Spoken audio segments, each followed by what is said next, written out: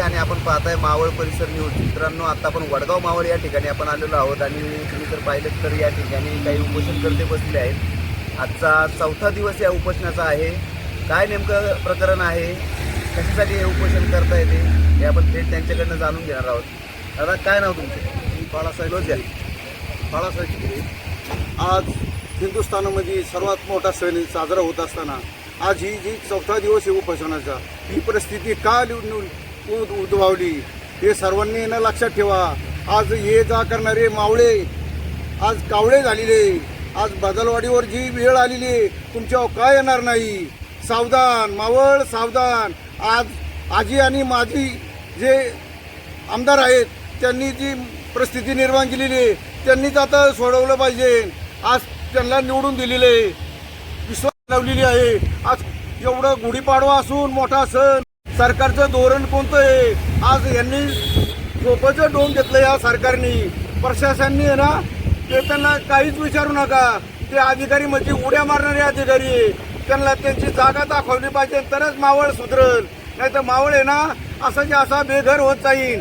एका एका गावाला ते बाजूला सारून ही जी परिस्थिती आहे बदलवाडीची ते सर्व गावावर येऊ शकते. तरी सर्वांनी आहे ना सावधानतेने पावलं उचलायला पाहिजे. की हेच बळ, नाही तर चळवळ करायची वेळ येऊन देऊ नका. जय हिंद, जय महाराष्ट्र.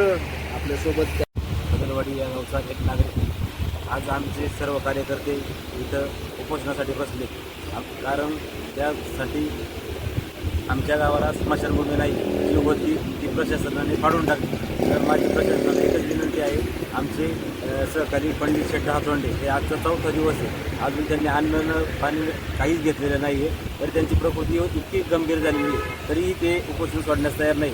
MIDCचे प्रशासनाचे साहेब येतात, स्थानिक लोकप्रतिनिधी येतात, फक्त बोलून जातात, परंतु आम्हाला लेखी असं काहीच देत नाही. तरी मी सर्वांना विनंती करतो की आमच्या बदलवाडी गावाकडे पाहावं आणि त्यांना पाहिजे ते सगळं ज्या आमच्या मागण्या आहेत त्या मागण्या पूर्ण करण्याची विनंती करतो. साधारण किती वर्षापासून तुमच्याकडे स्मशानभूमीचा तुटवडा? पूर्वीपासून जर पाहिलं तर आमच्याकडे स्मशानभूमी एका ठिकाणी आहे, परंतु ती स्मशानभूमी परंतु उघड्यावरती स्मशानभूमी जर तुम्ही पाहिली ना ती फक्त 4 कॉलम आणि वरती स्लॅब टाकलेला आहे. परंतु अशी डायरेक्ट जे दुसऱ्या गावांमध्ये आपण गेल्यावरती पाहतो तशी स्मशानभूमी कुठल्याही प्रकारची नाही.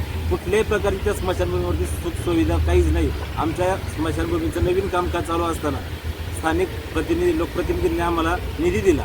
निधी देऊन काम चालू केलं आणि नंतर तीच जागा, ती स्मशानभूमीची जागा डायरेक्टली जे काम अर्धवट झालं होतं ते पाडण्यात आलं.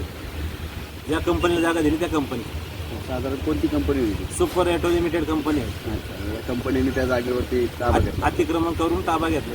म्हणजे ती जागा पहिली खाजगी मालकीची होती तर ती कंपनीला विकली गेली MIDCने आणि MIDCने ती कंपनी झाली, सुपर ॲटो कंपनी आली आणि ती कंपनीने ती स्मशानभूमीचं काम चालू होतं तर ती पाडली गेली. माझं एकच म्हणणं आहे लोकप्रतिनिधी लोकांना की बाबा जर स्मशानभूमी पाडायचीच होती तर त्यासाठी निधी का दिला आणि ती अर्धवट बांधली का आणि मग तो पाडायचा अधिकार त्या कंपनीला दिला कोणी?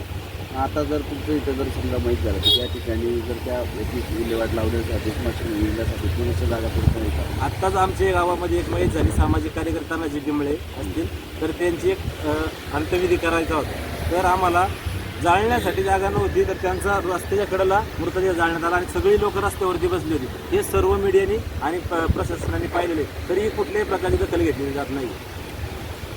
तर या ठिकाणी आपण बघितलं तर गावकरी यांची एकच मागणी आहे की तिथे स्मशानभूमी करण्यात यावी आणि लवकरात लवकर प्रशासनाने न्याय द्यावा अशी इथून गावकऱ्यांकडनं विनंती करण्यात आलेली आहे. आणि आम्ही उपोषण सोडणार नाही अशा प्रकारचंही त्यांनी या ठिकाणी भूमिका स्पष्ट केलेली आहे. मावळ परिसरसाठी मी सचिन मोरे, वडगाव मावळ.